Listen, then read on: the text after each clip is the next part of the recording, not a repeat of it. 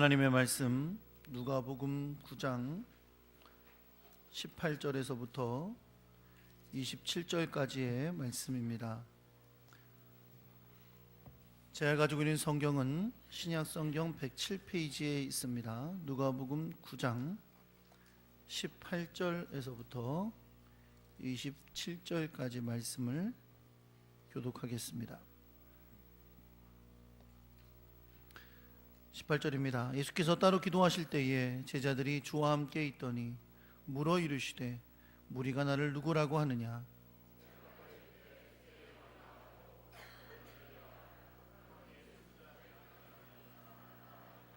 예수께서 이르시되 너희는 나를 누구라 하느냐? 베드로가 대답하여 이르되 하나님의 그리스도시니이다 하니 이르시되 인자가 많은 고난을 받고 장로들과 대제사장들과 서기관들에게 버림받으여 죽임을 당하고 제3일에 살아나야 하리라 하시고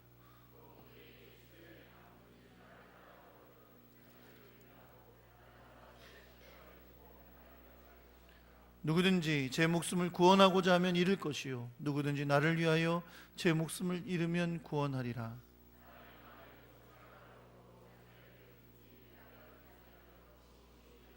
누구든지 나와 내 말을 부끄러워하면 인자도 자기와 아버지와 거룩한 천사들의 영광으로 올 때에 그 사람을 부끄러워하리라.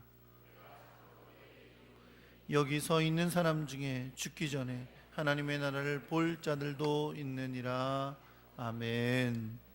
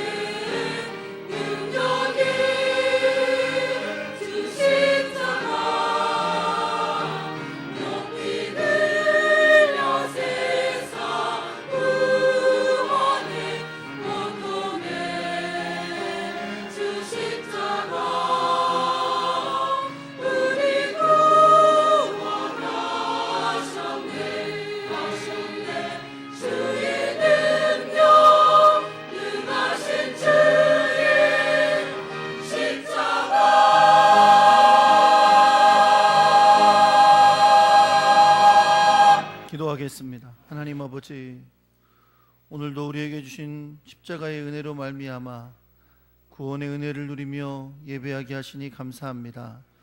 또한 이 시간에 우리가 마음을 다하여 주님 앞에 예물을 드리며 경배할 수 있도록 인도해 주신 것을 감사드립니다. 하나님 앞에 예물 드린 손길들을 기억하여 주시옵소서. 주님께서 약속하신 대로 갚아주시고 하늘의 은혜를 부어주사 세상 가운데 승리하게 하시며 하나님이 주시는 놀라운 열매들이 가득한 복된 인생이 되게 하여 주옵소서. 이 물질이 주의 나라의 일을 이루는 복된 물질이 되게 하여 주옵소서. 주의 말씀을 듣겠습니다. 하늘의 지혜를, 성령의 역사를 더하여 주셔서 주의 말씀을 겸손히 듣게 해주시고, 주여 내가 주의 말씀을 듣겠사오니 말씀하옵소서. 고백하며 듣는 시간이 되게 하여 주옵소서. 그 말씀 따라 순종하며 승리하는 저희들이 되게 하여 주옵소서. 우리 주 예수 그리스도의 이름으로 기도합니다. 아멘. 할렐루야. 옆에 계신 분들하고 인사하겠습니다. 잘 오셨습니다. 사랑합니다.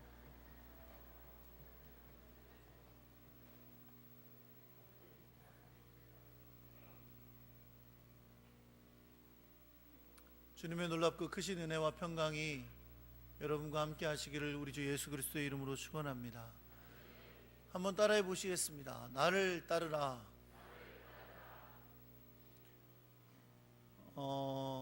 오랜만에 우리 교회에서 신학대학에 들어가는 친구가 생겼어요. 이번에 대학에 들어가면서 우리 고승한 집사님 아들인 우리 고요한 군이 이번에 이제 신학대학에 입학을 했습니다. 사실 목사인 제 입장에서는 굉장히 특별한 의미가 있어요. 우리 교회에서 대학에 들어가는 학생 중에 이제 신학을 하겠다고, 주의를 걷겠다고 하는 친구가 있다는 것이 참 의미가 있게 느껴집니다. 물론 다른 고3 학생들이 다 원하는 학교 합격하는 것을 위해서 기도하고 그것도 다 너무너무 기쁜 일이지만 합격해도 연락을 안 하니까 제가 삐져서 그래요. 농담이고요. 어쨌든 그것도 다 너무 귀중하고 너무 간절히 기도하면서 축하할 일이지만 또 이 목사라는 제가 목사니까 또 목회를 하겠다고 혹은 주회를 걷겠다고 신학대학에 가는 친구를 보는 것은 참 얼마나 기쁜 일인지 모릅니다. 우리 원로 목사님도 너무 좋으셔가지고 요한이가 책 달라면 다 주겠다고 그러셨어요. 제가 문 딱 잠그고 안 주려고 농담이에요. 얼마나 그 기쁘시면 그런 말씀을 하시겠어요.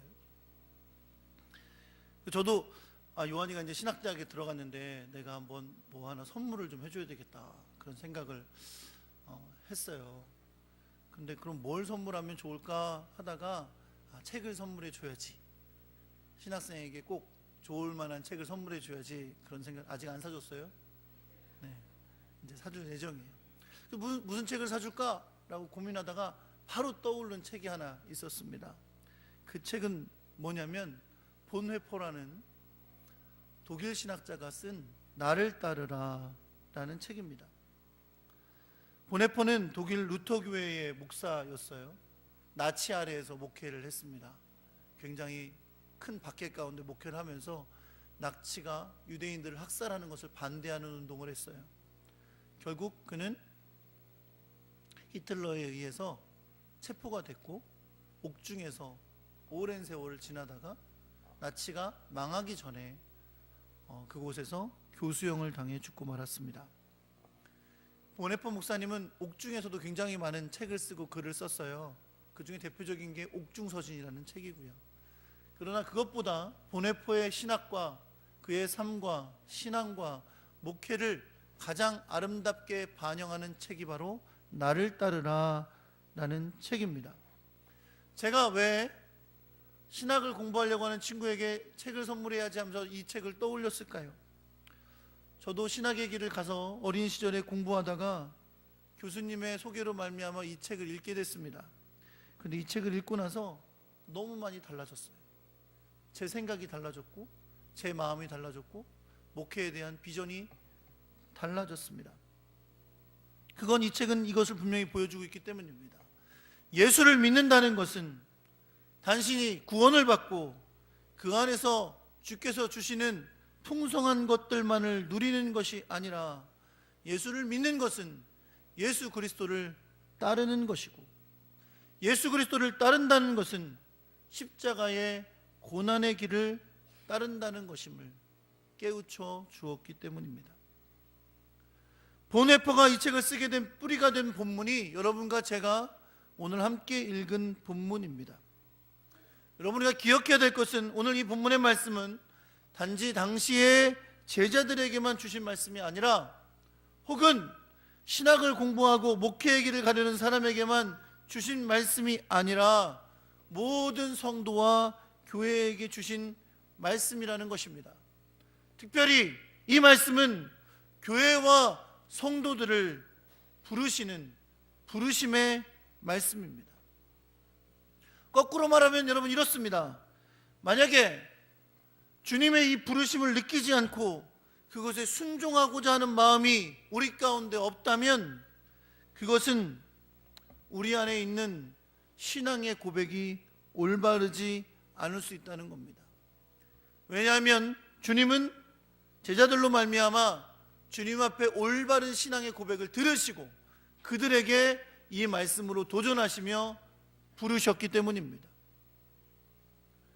베세다에서 있었던 오병이어의 기적이 있었죠. 우리가 지난주에 나누었던 말씀입니다.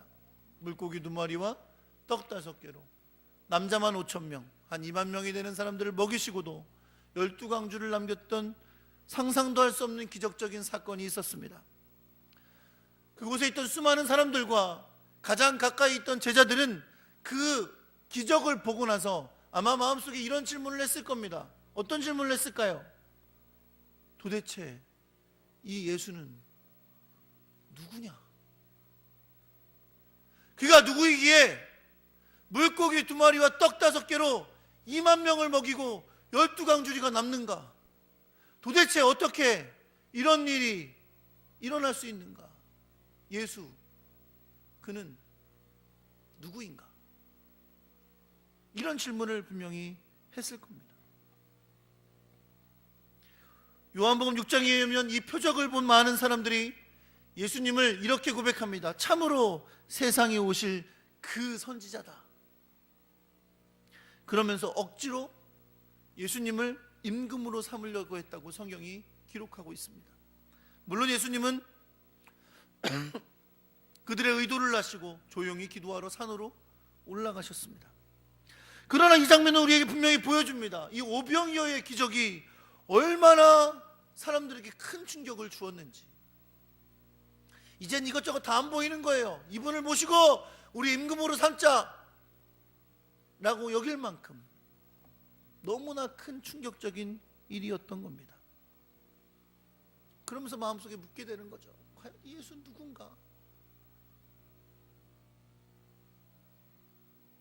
묻게 되는 겁니다. 오늘 본문의 배경은 예수님과 제자들이 베세다에 있었는데, 베세다보다 40km 북쪽에 자리 잡고 있는 가이사랴 빌립보라는 지역에서 있었던 일입니다. 이번에는 정말 예수님과 12명의 제자들이 함께 했고, 예수님은 그곳에서 따로 기도의 시간을 가지셨습니다. 오늘 성경에는 가이사랴 빌립보라는 곳이 나오지 않습니다. 그러나 동일한 기사를 기록하고 있는 복음서는 그곳을 가이사랴 빌립보라는 지명이었음을 가르쳐 줍니다.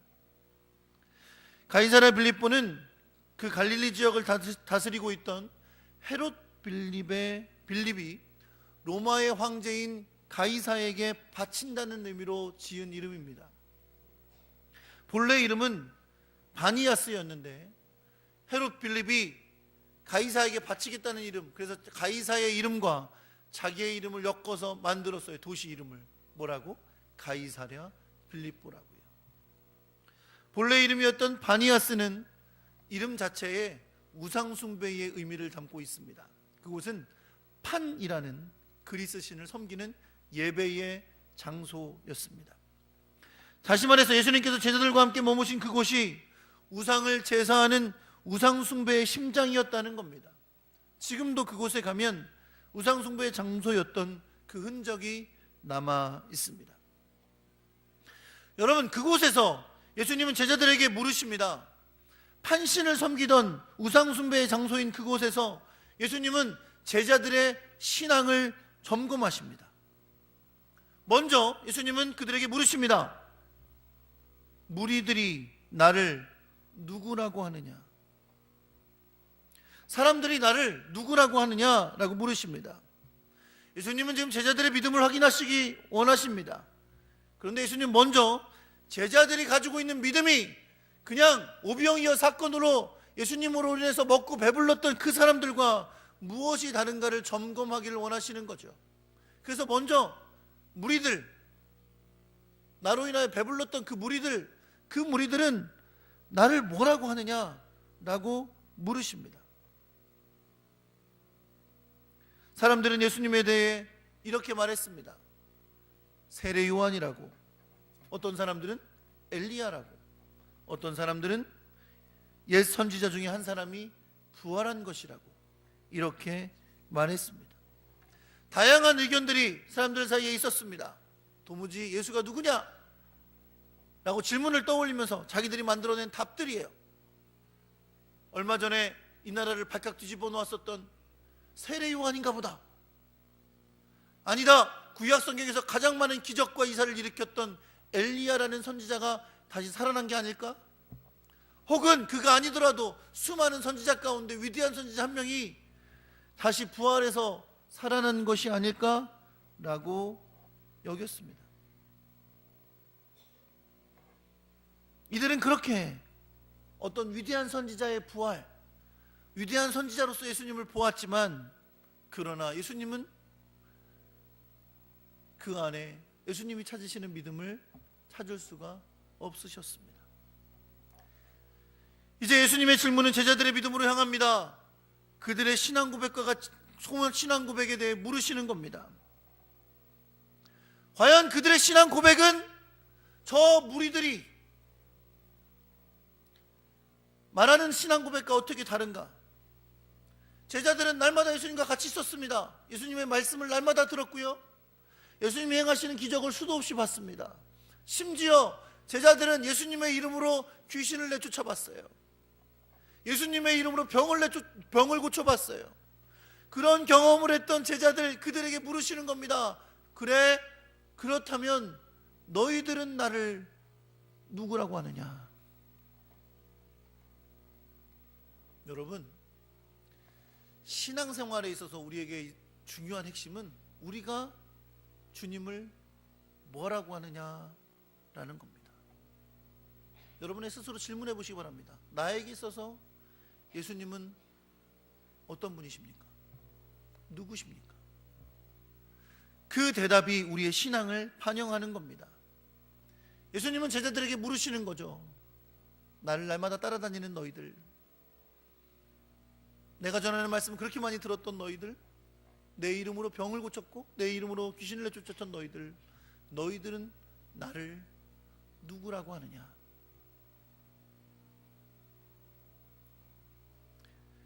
예수님에 대한 그들의 믿음을 물으시던 예수님의 질문에 베드로는 답합니다. 마태복음 16장 16절에는 베드로가 예수님에 대해서 아주 상세하게 고백하는 것이 나옵니다. 뭐라고 고백하죠? 주는 그리스도시요 살아계신 하나님의 아들이십니다 라고 고백합니다. 그러나 누가복음은 마태복음이 기록했던 이 예수님을 향한 베드로의 고백을 아주 요약적으로, 아주 단순하게 기록하고 있습니다. 누가복음이 기록하고 있는 베드로의 고백은 이것이었습니다. 하나님의 그리스도이십니다. 비록 하나님의 그리스도라는 고백은 너무나 간단해 보입니다. 그러나 그 의미는 매우 중요합니다. 그들에게 예수님은 하나님이 보낸다고 약속하셨던 바로 그 메시아임을 고백하는 것이기 때문입니다. 메시아는 히브리어고요, 그 메시아를 신약의 헬라어로 번역한 것이 그리스도입니다. 메시아 혹은 그리스도는 기름 부음을 받은 자라는 뜻을 가지고 있습니다. 하나님이 기름 부어 보내신 분입니다. 하나님이 구약에서 약속하신 분입니다. 이스라엘 백성들은 구약으로부터 하나님이 보내시겠다고 하신 이 메시아를 기다리고 있었습니다. 그들에게 이 메시아는 하나님이 당신의 백성들을 구원하시고 새로운 날과 영광을 주실 위대한 존재였습니다. 예수님과 함께하면서 그가 행하신 모든 것을 보고 그의 말씀을 들었던 제자들은 예수님을 바로 그 메시아로 믿었던 겁니다. 주님이 보내주신다고 했던, 하나님이 보내주신다고 했던 바로 그 메시아가 바로 당신이십니다. 당신이 바로 하나님의 그리스도이십니다 라고 고백했던 겁니다. 그러나 예수님이 그리스도라는 고백은 단지 그 의미만으로 그칠 수가 없는 겁니다. 그들이 가졌던 고백은 이거예요.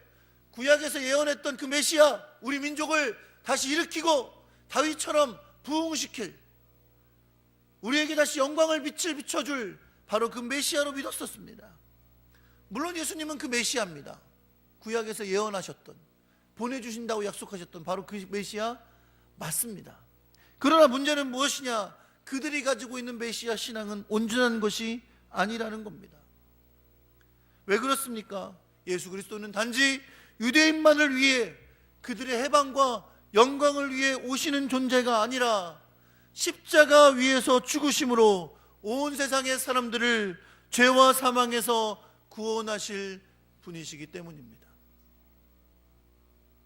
그래서 예수님은 아직도 불완전한 믿음의 고백을 하는 그 사람들에게, 다른 사람들에게 이것을 이르지 말라고, 말하지 말라고 경고하십니다.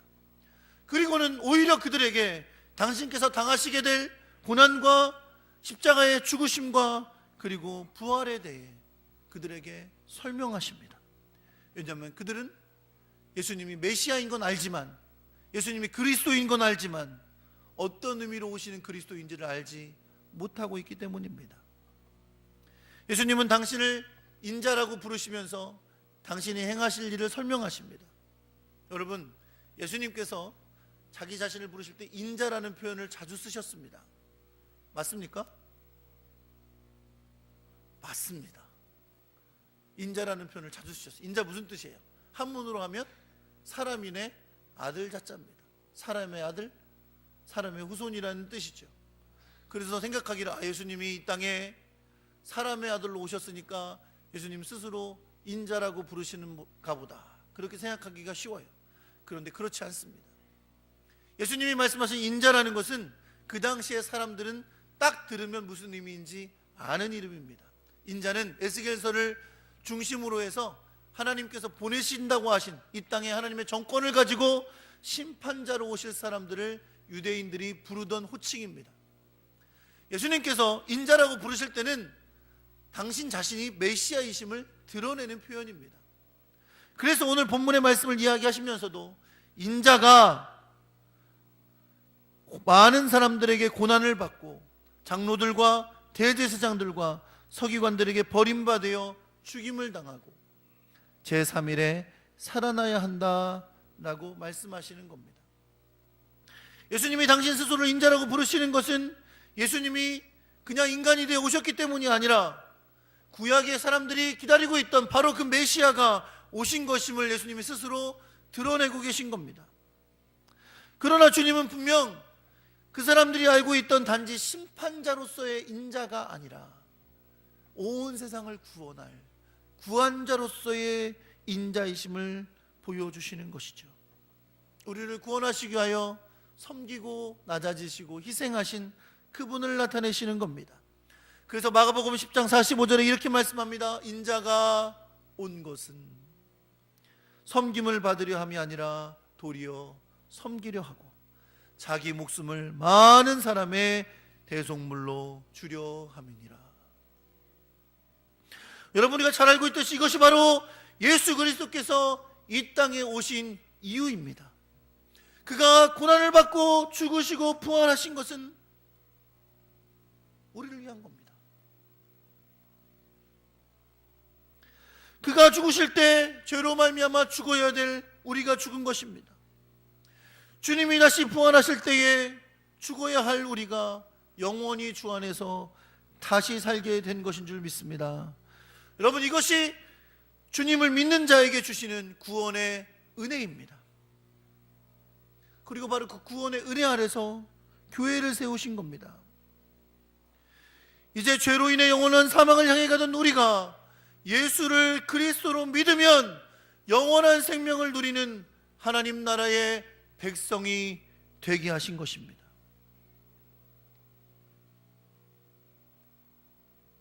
그런데 주님은 당신이 우리를 구원하시기 위해 당하실 일을 말씀하시고는 이제 그 안에서 구원받은 우리가 어떻게 행하여야 할지를 가르쳐 주십니다.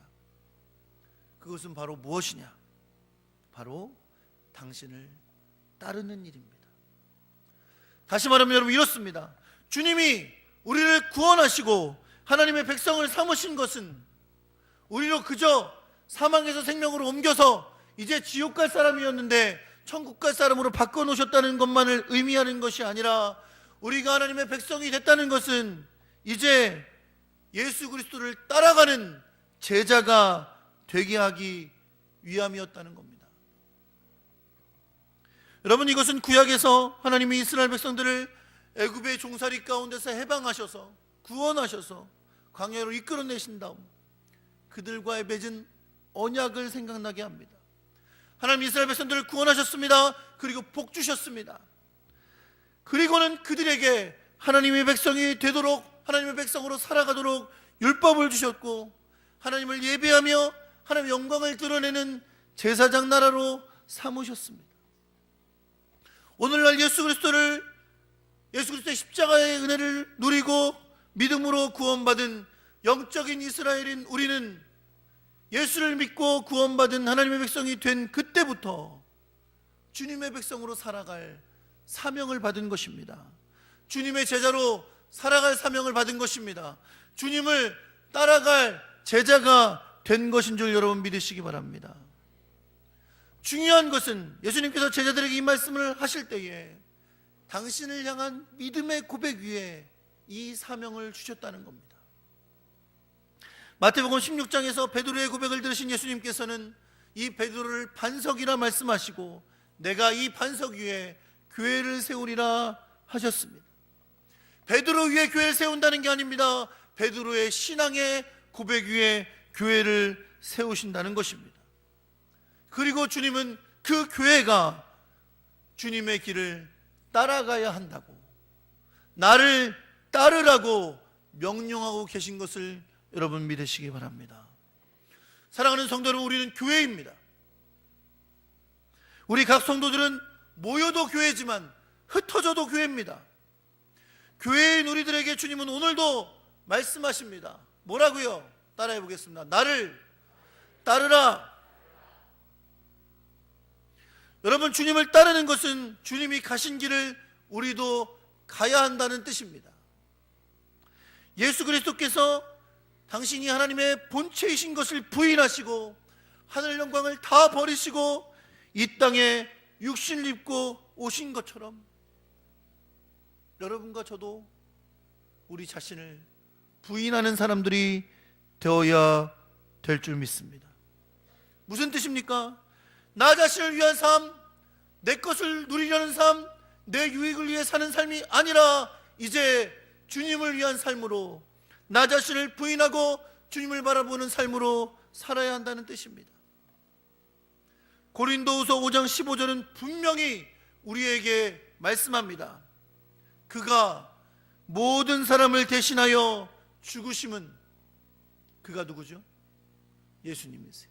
예수님께서 모든 사람을 대신하여 죽으심은 살아있는 자들로 하여금 다시는 그들 자신을 위하여 살지 않고 오직 그들을 대신하여 죽었다가 다시 살아나신 이를 위하여 살게 하려 함이라. 주님이 우리를 위해 대신 죽으신 것은 당신이 구원하신 우리가 우리 자신을 부인하고 주님을 위한 삶을 살게 하시기 위함이라는 것입니다.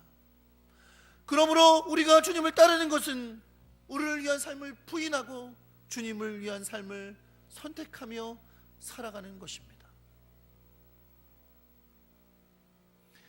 그렇게 자신을 부인한 우리는 이제 자기의 십자가를 지고 주님을 따라가야 합니다. 예수 그리스도께서 자신을 부인하시고 육체로 오셨을 뿐만 아니라 고난받으시고 십자가에 죽으시기까지 순종하셨던 것처럼 우리도 주님을 위한 삶을 살다가 고난을 만나고 어려움을 만나고 박해를 만날지라도 주님을 따라가는 그 순종의 길을 포기하지 않아야 하는 것입니다. 여러분, 그렇습니다. 이 죄악으로 가득 찬 세상에서 주님을 따라가는 삶은 결코 쉽지 않습니다. 만약에 이런 삶이 쉽다면 잘못 살고 있는 것인지도 모릅니다. 주님이 원하시는 삶, 주의 말씀에 순종하는 삶을 살아가는 건 어렵습니다. 고난을 만납니다. 박해를 만납니다. 불편합니다. 어렵습니다. 부딪힙니다. 눈물을 흘려야 될 때도 있습니다.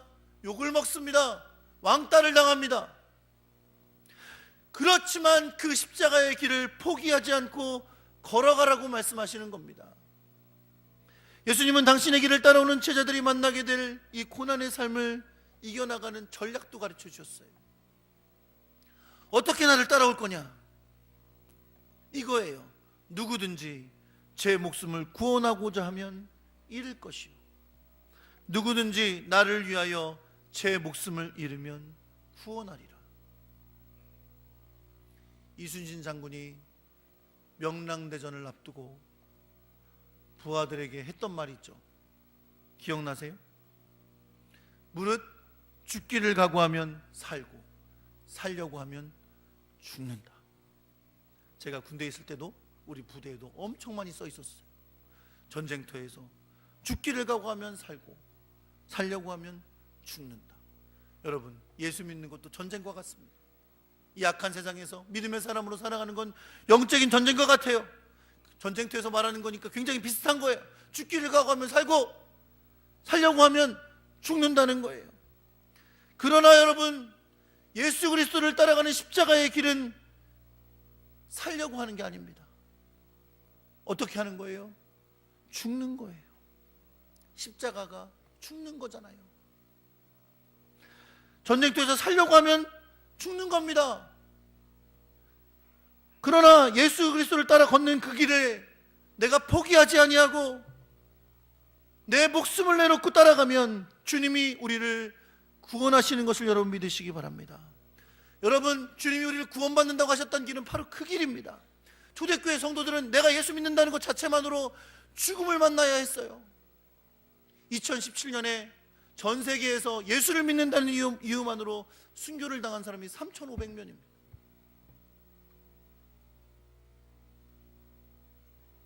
그냥 예수 안 믿겠다고, 나 신앙 포기한다고, 원래대로 다 무슬림 믿겠다고, 알라 믿겠다고 하면 죽지 않습니다. 그런데 수많은 그리스도인들이, 3,500명이나 되는 그리스도인들이 나 죽어도 예수 믿는 거 포기 못한다. 아직도 15년이 넘게 예수 믿는다는 이유만으로 감옥에 갇혀 있는 성도들이 얼마나 많이 있는지 모릅니다. 주님은 말씀하시는 거예요. 누구든지 제 목숨을 구원하고자 하면, 그래서 살려고 하면 죽는 것이고, 누구든지 나를 위하여 제 목숨을 잃으면 구원하리라. 사랑하는 성도들, 십자가의 길은 죽음의 길입니다. 죽는 길입니다. 죽어도 가는 길입니다. 죽어도 포기하면 안 되는 길입니다. 주님이 그렇게 그 길을 걸어가셨기 때문입니다. 온 천하를 얻어도 영혼의 구원을 잃으면 아무 의미가 없다고 말씀합니다. 십자가 예수를 위해 죽으신 주님처럼 주님을 위해 살다가 죽는 일을 만나더라도 믿음이 변치 않는 사람들이 바로 제자의 삶을 사는 사람들입니다. 주님을 만나는 그날에 부끄럽지 않기 위해 우린 이 세상의 생명을 얻기 위해 주님을 부인하지 않아야 하는 것입니다. 나를 부인하고 주님을 높이는 것이 제자의 삶임을 여러분 믿으시기 바랍니다. 주는 하나님의 그리스도이십니다 라고 했던 베드로의 고백은 고백으로 그치는 것이 아니라 그리스도를 따르는 삶의 출발점이었습니다. 우리가 진정으로 예수를 그리스도로 고백하는 하나님의 백성이고 그 고백 위에 세워진 교회라면 우리는 이 길을 가야 합니다. 어떤 길이요? 십자가의 길이요, 주님을 따라가는 길이요. 주님은 오늘도 우리에게 나를 따르라 라고 말씀하십니다. 주님의 은혜는 그저 우리에게 주어졌습니다. 예수님 십자가에서 우리를 대신해 죽으셨으니까 믿기만 하면 구원받는 은혜를 우리에게 주셨습니다. 그러나 그 은혜는 값싼 은혜가 아닙니다. 싸구려 은혜가 아닙니다. 이것은 십자가의 죽으심으로 우리에게 주신 은혜인 것을 여러분 믿으시기 바랍니다. 이 세상에서 살려고 타협하고 이 세상에서 자유하려고 세상에게 죽어 살고 세상에게 나 자신을 내어주고 실패하고 넘어지고 죄 가운데 사는 것은 주의 백성의 모습이 아니라는 겁니다. 내가 죽어도 주님을 위해 십자가의 길을 걸어갈 수 있는 그런 믿음의 사람 되어야 함을 여러분 믿으시기 바랍니다. 그러나 여러분, 성경은 분명히 우리에게 말씀합니다. 이 세상 속에서 주님을 위해 죽으려 하면 내가 구원하리라. 내가 구원하리라. 사랑하는 성도 여러분, 주님은 우리에게 사명을 주시면서 볼지어라 내가 세상 끝날까지 너희와 항상 함께 있으리라 말씀하십니다. 십자가의 길은 그냥 혼자 걷는 게 아닙니다. 주님이 함께하는 길인 줄 여러분 믿으시기 바랍니다. 이 세상에서 패배하지 마십시오. 주님이 함께하면 승리할 줄 믿으시기 바랍니다. 먼저 그의 나라와 그의 일을 구하면 주님이 채워주시는 은혜를 여러분 믿으시기 바랍니다.